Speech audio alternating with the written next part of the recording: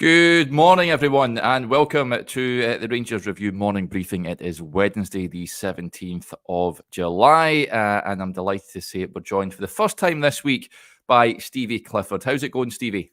Yeah, good morning, Derek. Good morning, everyone. Pleased to be here, catch up on all things Rangers. So it's been a while since I've been on, I think. So Certainly has. Fun. Yeah, absolutely. Always is when you're on. Before we get stuck in, folks, just a quick word as ever. Bit of podcast admin for our podcast sponsors, MPH Boilers, the family-run business covering all of mainland Scotland, award-winning as well. If you're looking for a new boiler, if you need to upgrade it, then they've got those brilliant Viessmann boilers on offer. The all-important link is in the description below.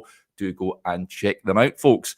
Right, where shall we start today? Well, first of all, the Saudi transfer window is open, so I've seen a lot of people on social media getting a bit excited about potential bids coming in for Rangers players. I know that a number of players have been linked with moves out there to the Middle East, and certainly we'll be keeping an eye on events, and if anything comes in, we'll let you know what's going on. In terms of the Rangers squad, Philip Clement has been speaking about the Rangers squad readiness for the upcoming Champions League qualifiers, and he's spoken about building a new core in the team. You can read the piece over on the website, folks. The link is in the description below as well, and if you prefer to watch your Rangers review content, then the chat is over on YouTube as well. But I'll read you a little snippet of what you had to say. It says, we need extra bodies and extra quality to be successful. I always believe that with your squad you can succeed, because otherwise you cannot get results against Real Madrid with a team like Bruges. Everyone said that was impossible, but if you don't believe it is possible, it will never happen. So it's about the mindset of the players. They must believe in themselves and be hungry to become better. But it's not only about quality, it's about work rate, it's about mentality, it's about what you do every day. I've seen players that are now better than they were 6 months ago. We've been working hard for that kind of mindset, and all of the players who have come in, we want them all ambitious to become better, and with all the staff together, we can give them the tools to become better. So in that way, I believe with whatever squad we have at that moment, we'll have the ability to qualify, but everybody needs to be at their top, and the more quality you have, the better your chance. He also spoke about coming up against some of the potential opposition that Rangers could face. He says, for sure, it's not easy because you need to qualify against teams with a much bigger budget. That is the reality. We did it a few years ago with Bruges. The advantage then at that moment was that you had your core of your team already a few years together. We are building that now. Now you need to build a core for the next couple of years, and that is why players like Diamandi were really important to bring in January.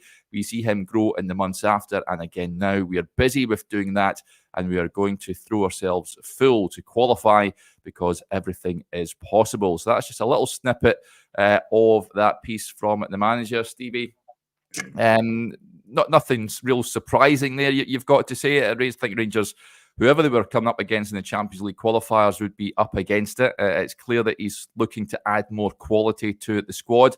For me, if the Champions League qualifiers were tomorrow, I would have my doubts that this squad is good enough to reach the group stage, but there is still time.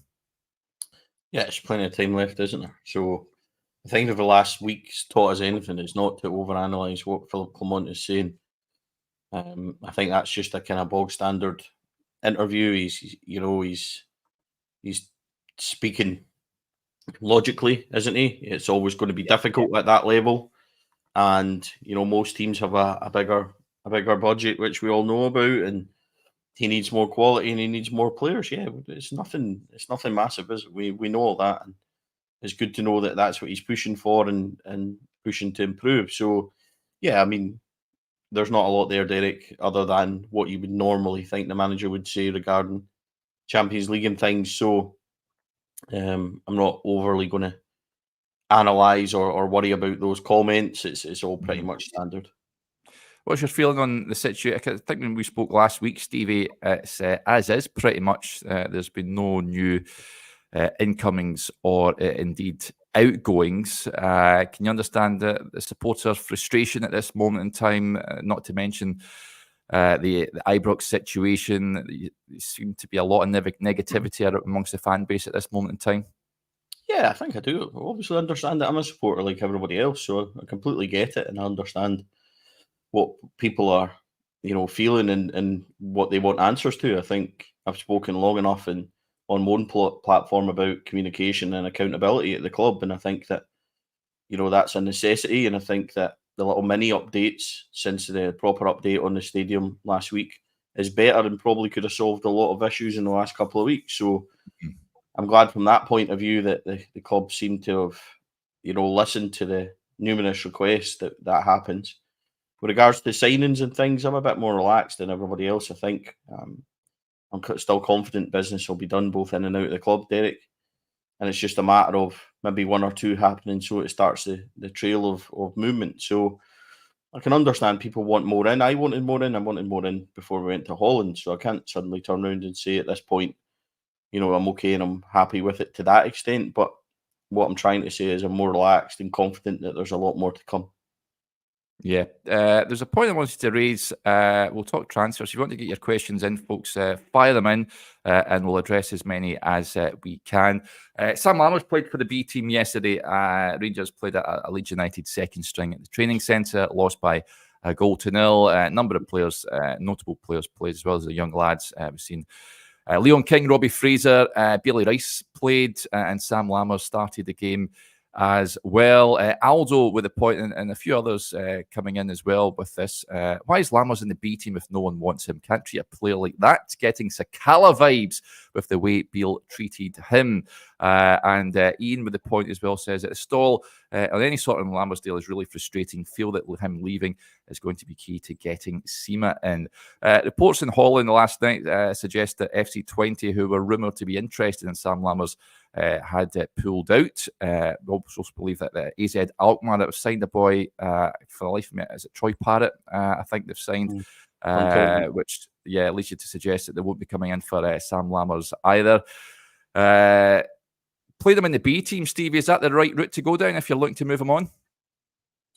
I don't think we'll get any choice, really. Like, he's not part of the team. I think there'll be other players that return that will be part of the B team, and they'll be made clear that their future is not with Rangers. So, is it ideal? Probably not. But we've got a massive squad. We need to prioritise the guys that they do want to be involved in. Listen, football's ruthless. You know what I mean? That way, and Sam needs to go out and find himself a club as much as we need to move him on as well. So, I don't really have a load of sympathy if it sounds ruthless and fine, but we need to move these players on. And by all accounts, he missed a few chances and stuff like that. Maybe if we had stuck a few Holland flags and things around the training centre, he might have been fooled to thinking he was over there and banged them away. But I think it'd just be best for everyone, Derek, if he and a number of others moved on. So hopefully that'll come. But here comes the problem that I've spoke about for a very long time and I've moaned about, that we've given them so many comfortable contracts and everything else that these players are in no rush and no mood to go anywhere. So no. I can assure you, if Sam Lammers wasn't so handsomely paid and stuff like that, then he might be eager to try and move for a better deal in first team football as well. But that's the issue, isn't it? So I'm just in a position, Derek, where he and a lot of them, I spoke about it the other day on one article, that 6 players could leave tomorrow. It's probably closer to 10, and you wouldn't blink an eyelid, would you? So there's a lot of business still to be done, especially out at the club, and let's hope that these boys do start to manoeuvre and move forward. I'm pretty confident that in the next couple of weeks we will see that movement. It might be a late burner this window, the way things are going, but I'm still confident that players will come and go. Yep, Denzel the point as well says if nobody wants Lammers, then he'll have to earn his corn. Surely we're not going to let a £3.5 million player kick his heels in the B team until the winter window. Rangers' intention is to sell Sam Lammers in this window. I do still see him moving on. To who and what the deal will be, who knows at this moment in time.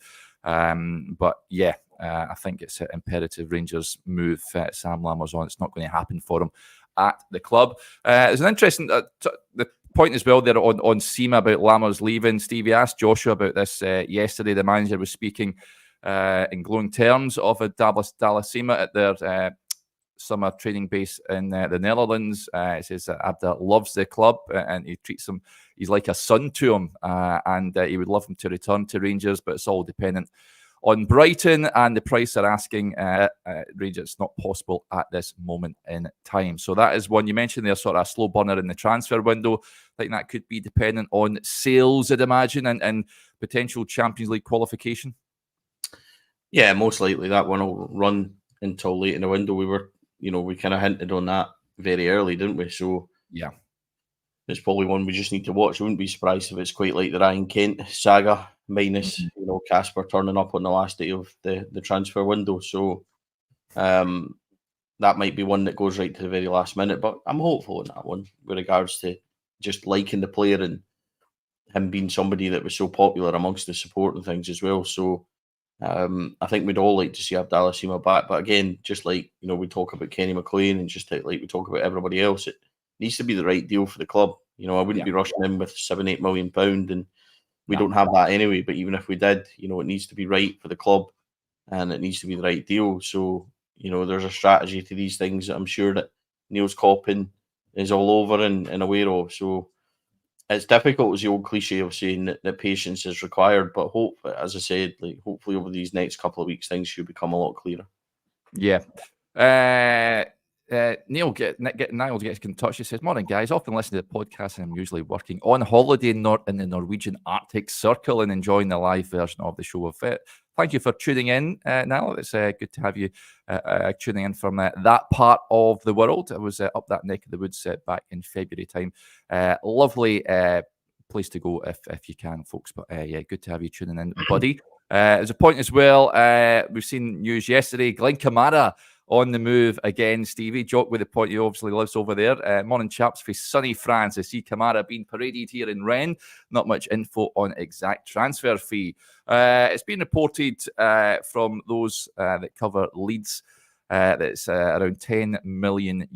So probably about £8.5 million there or thereabouts. I've seen suggestions that Rangers will get a sell on. I believe any such sell on will be on the profit as opposed to the whole fee that Leeds United will get. Of course, Rangers sold him for around £5 and it pretty much doubled his valuation in a year. But if Rangers do get, say, a sort of 10% sell on, Stevie, every penny counts, I guess. Yeah, listen, Derek, I think we should start a new strategy on our shows that we don't answer questions from people that are from these far-flung places, from France and all sorts. You know what I mean? I'm in the East Renfrewshire Atlantic Circle, and it's freezing. So, listen, let's get some folk that are closer to home. No, I'm kidding. Look, Glen Kamara, he seems to have done well in the wee bit he was down in Leeds. They've humped him on for a wee bit of profit for them. They've obviously got a strategy that works for them. So good on them. If we do get a couple of $100,000, because it won't be much more, $3.5 million profit, 10%. You're not looking at a lot of money there, 350, 400 grand maybe, but it's better than nothing. Exactly. And if that's the case, I'm not sure it is. I don't have it confirmed if it's 10% or 10% of profit or whatever. So we'll wait and see on that one. But it's a couple of $100,000, which is fine and welcomed, and we wish Glenn all the best. But I do wonder why, he suddenly went from £5.5 million to £8.5, £9 million in the space of less than a year down at Leeds. So that's interesting and probably disappointing from our point of view. But I think the time to sell Glen Kamara was probably a couple of years ago, and those deals maybe didn't really materialise, unfortunately, for us, because he was an exceptional player for us when he was on form and he fancied it. Then he was really, really good. He just, unfortunately for us, the whole last season he was there, didn't really fancy it and kind of lost his appetite a wee bit. But it's one of those ones where you probably put that down to a deal that could have been if we had a much more functioning and better trading model. Yeah. We'll try and find out what sort of fee Rangers could be in line for with that transfer. I think he'll do well in France, incidentally. I think that sort of style of football will suit him there. And all the best to Glenn over there. Player that's been linked over the weekend, Stevie, is Joan Jordan of Sevilla. Sort of defensive midfielder. He's been told that he's free to leave the club.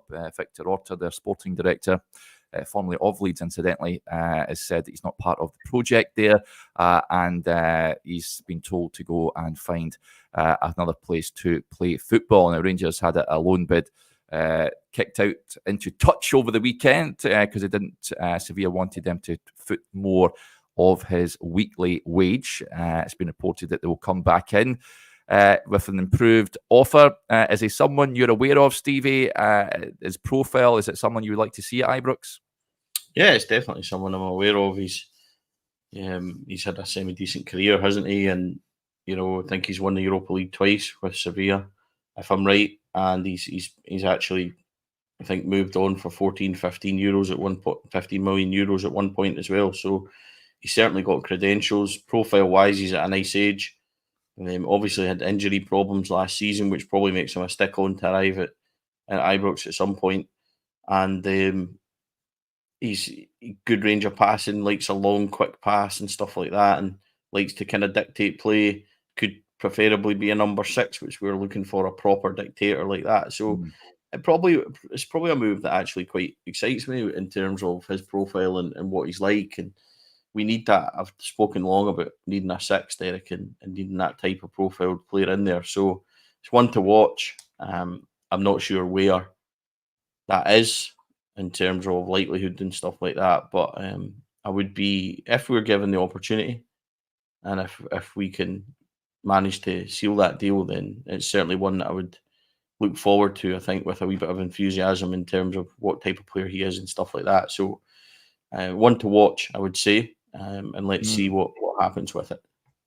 That number 6, a key area for you, Stevie, that Rangers need to bring someone in. It's obviously clear that they are looking to add a bit of experience in that position. Is that key for you this season? Someone in there that has that experience that can sort of dictate play? Yeah, I think the spine of the team is really key for me. I've spoken about it a lot. We need a centre half. We need a 6. We need a 10. Yep. I still think we need a striker. So there's those positions right throughout. And then, well, we need wingers, don't we? Potentially we might need a fullback. So, Derek, where do you really prioritise? Like, it'll be up to the manager to decide, because it's arguable that we need a player in almost every single position. So it's it's one of those ones, isn't it? But I do think the strengthening of the spine is really key. If you get that right through the core of your team, then I think you could potentially be onto something a lot better. So let's hope so. Yeah, absolutely. Apologies, folks, if you can hear barking in the background. My dog's going bananas at the window, but we'll crack on in the meantime. Players that are heading out the door. Blue Nose John gets in touch. He says, good morning, Derek and Steve. The days of stockpiling players has to end. How many number 10s does a club need, for instance? Yeah, Rangers do have a lot of number 10s on the books. I can see a number of those leaving, Stevie. Interestingly, I thought Alex Lowry did particularly well at the weekend, given the chance against Ajax. I would expect him to feature at various points in the upcoming pre-season friendlies on the horizon. I get John's point. I think there will be movement and they will try and get players out the door in terms of number 10s. We spoke at length about Yanis Hadji. Tom Lawrence, I don't think, is the future of the club. Todd Cantwell, I think, if Rangers get an acceptable offer, I think he will be moving on as well. But could Alex Lowry maybe step into the void?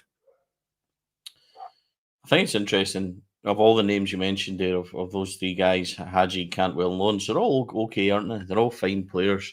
They're all averagely good, capable of, just like we've seen with Tom Lawrence, bending one in from 25 yards at home to Kilmarnock. It's when it goes up the next level, can they really do it? And I'm not sure that any of them have properly shown that. Yanis Hadji is probably as close to anybody as being the one that has shown that in our really good season. So I think that a clean sweep of that position wouldn't be unwelcome for me if the deals are right. Arguably, if there's any deals the way things are going at the moment. But I'm not overly fussed. They would just be a number of players, Derek, that we could lose, and I'm not really overly fussed on. As for Alex Lowry, I've always liked Alex. Always, people know that I've spoke well of him, and he's a lovely young lad, and he's somebody that I really like. So, on the football field, he kind of came in like a whirlwind, didn't he? And scored, I think, on his Scottish Cup debut, and he looked really lively, and he's somebody that we kind of took to a wee bit as a support. Has he really kicked on? Arguably, probably not.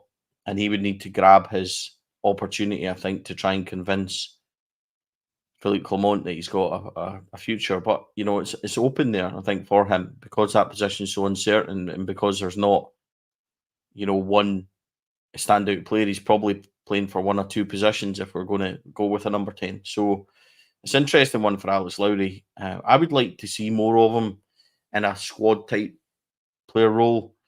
I'm not sure I would put him in as first choice, but I would certainly, if you ask me to, when you've got the other three that we mentioned, Lawrence, Hadji, Cantwell, and then Lowry into it, I mean, who was the one that you would keep in there that could provide the most promise, things like that? It's probably most likely for me, Alex Lowry. I think the others have reached a point and a ceiling where I'm not sure they can go much further. So I know arguably that might upset some Todd Cantwell fans and things like that, but I'm just at the point where Todd Cantwell, he's maybe had a lot of opportunities and never really properly grasped them. And if there was a potential move for Todd Cantwell out there, then I don't think we'd be too difficult to deal with. So, Alex Lowry's an interesting one. He might possibly end up going out on loan somewhere as well and trying to grab that opportunity. It never quite worked at Hearts, but it's a difficult one. Derek, has he done anything really to justify getting into our first team? The answer is probably not. Well, he needs to convince the manager that he can. I think he needs to convince everyone, really. Yeah. We've seen flashes. I think we'd all maybe romantically like to see him get an opportunity. I think that's probably what I'm saying, but he needs to grab it as well, for sure. Yeah. Kenneth says there, Derek worried about his dog. He was going there bananas there, but he has quietened down, thankfully, now. But this caught my eye. We'll just deviate slightly before we come back to the Rangers chat.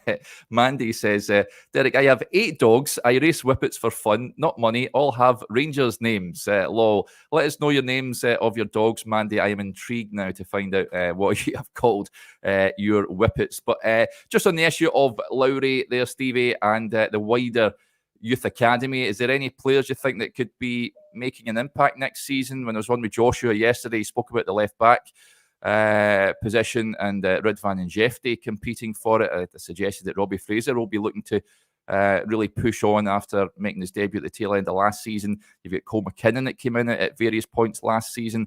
Do you think these guys can really make a mark this coming season? Is there any others you think that can surprise us perhaps?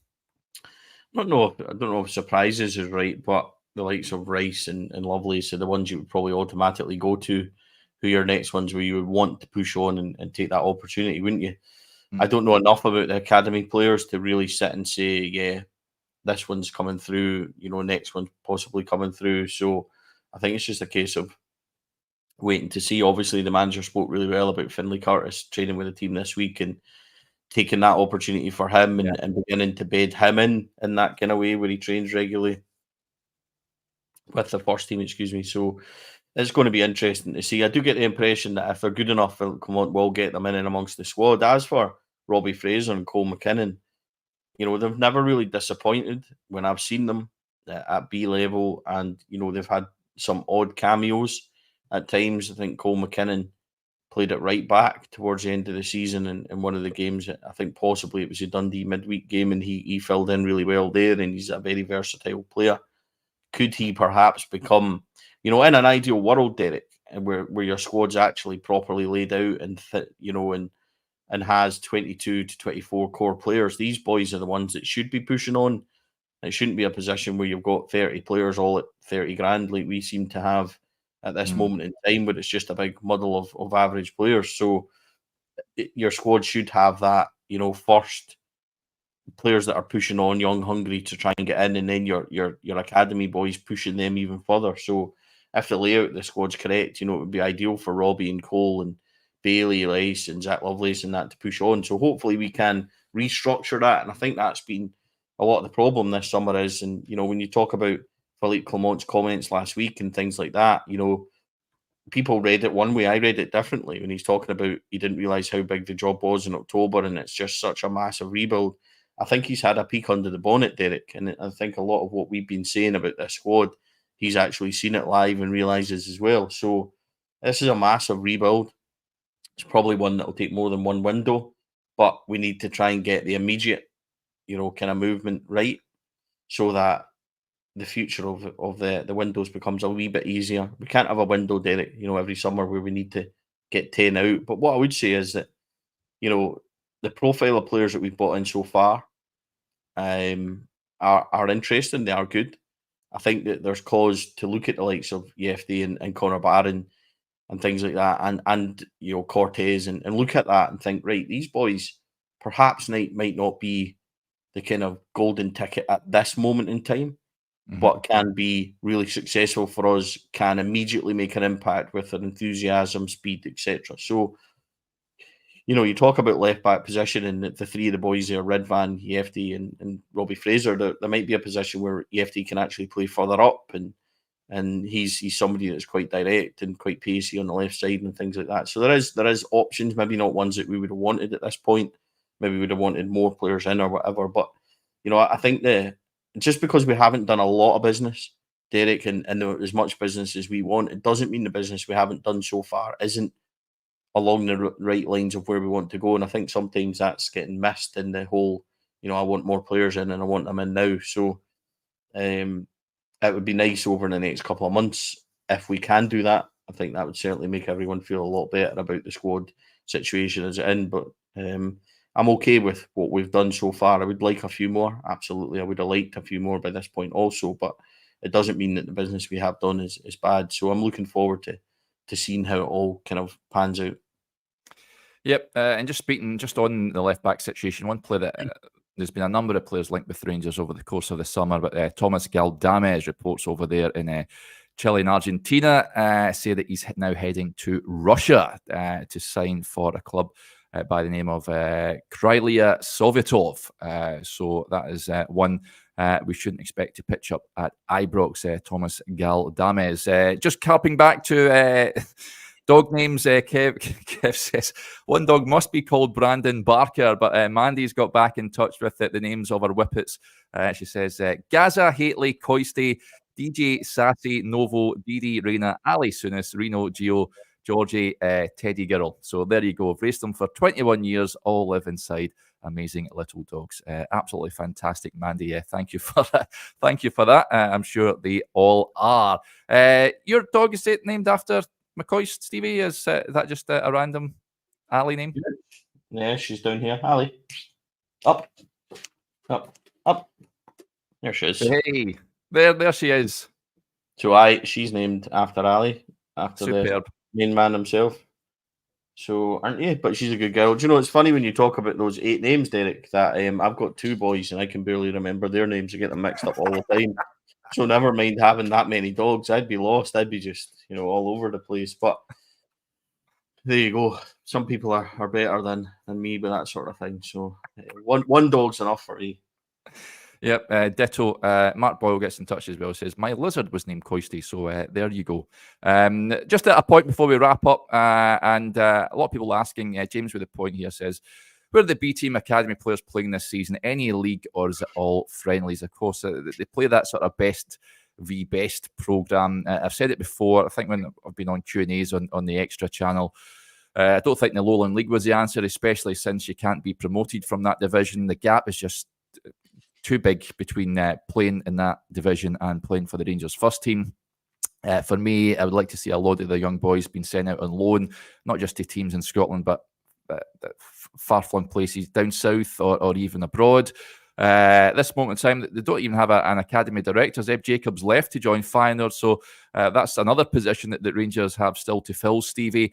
How do they resolve this and getting the young players ready to feature more for the first team? It's something that the manager has spoken about before. I know he name-checked Ross McCausland last season about it, and getting them integrated into the side, and how you would like the players, the young boys, to sort of seamlessly move into the first team, so it's not that big a jump when they are asked to play for the senior side. Is it something that needs addressed for you?